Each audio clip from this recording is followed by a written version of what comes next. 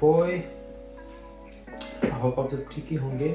तो जैसे कि आप लोग जानते हो ना कि सितंबर इंटेक हो चुका है, मतलब एडमिशन वगैरह सब कुछ हो चुके हैं, लोगों ने टिकट्स वगैरह लेनी शुरू कर दी है.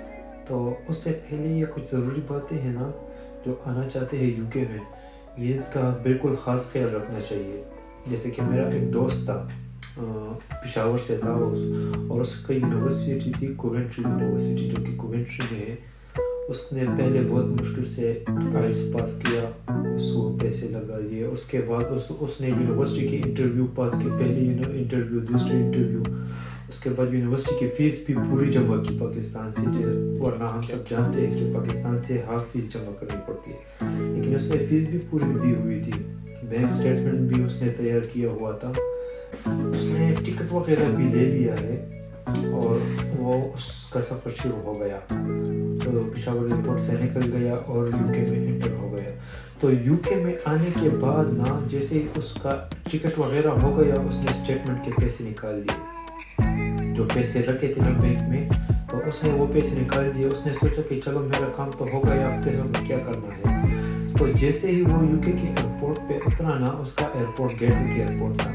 जैसे ही वो गेटवे के एयरपोर्ट पे उतरा ना, तो इमिग्रेशन वालों ने उसे रोक दिया. उससे क्वेश्चन पूछे. यहाँ पे एक नॉर्मल इंटरव्यू होता है ना, सेम क्वेश्चन वो ऐसे ही होते हैं जैसे यूनिवर्सिटी में पूछी जाती है, क्यों आए हो, किस लिए आए हो, रीज़न क्या है, कौन सी यूनिवर्सिटी है, किसके साथ रहोगे. ये तो नॉर्मल क्वेश्चन है ना, ये पूछते हैं. तो उसने कहा कि स्टेटमेंट दिखाओ. उसने वो जो पेपर था उसके साथ हार्ड फॉर्म में वो दिखा दिया. उसने कहा कि ऐसा नहीं. जब उन्हें शक हो गया ना, तो फिर उन्होंने कहा कि नहीं, हमें ऐप पे दिखाओ. तो फिर उन्होंने बहाने शुरू कर दिए कि ऐप तो मेरे पास नहीं है, ये है वो है, सिर्फ पाकिस्तान में है. तो इमिग्रेशन वालों ने उन्होंने उसे कहा कि आप पाकिस्तान कॉल कर दो और हमें दिखा दो.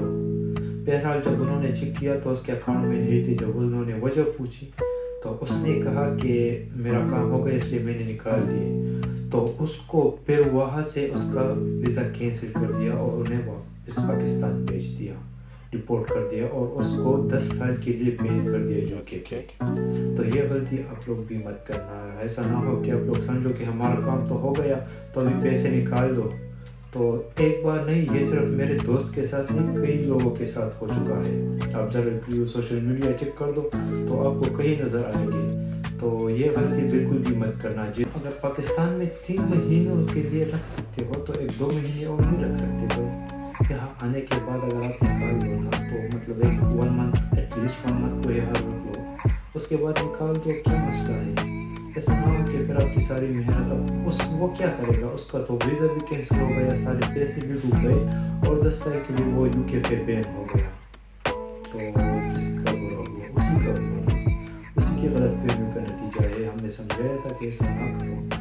तो ये गलती आप लोग भी मत करना, क्योंकि अभी सितंबर इंटेक है ना, अभी लोग आएंगे. सितंबर शुरू हो चुका है तो अभी ज़्यादातर स्टूडेंट आ चुके हैं और ज़्यादा आएंगे. तो ये गलती आप लोग भी मत करना. बाकी क्वेश्चन वगैरह सेम ही होते हैं जैसे यूनिवर्सिटी के इंटरव्यू में पूछते हैं, जैसे नॉर्मल रूटीन होता है ना, वो क्या कहते हैं, एक फॉर्मेलिटीज़ होती है, सिर्फ वही होता है. लेकिन ये बात याद रखना, उनके साथ राइट्स होता है कि आप लोगों को इस एयरपोर्ट से रिपोर्ट कर दें. और सिर्फ रिपोर्ट करना नहीं होता, आपके सारे पैसे भी डूब जाएंगे और आप बैन भी हो जाओगे 10 सालों के लिए. तो इन छोटी छोटी चीज़ों का बहुत ख़ास ख्याल रखना.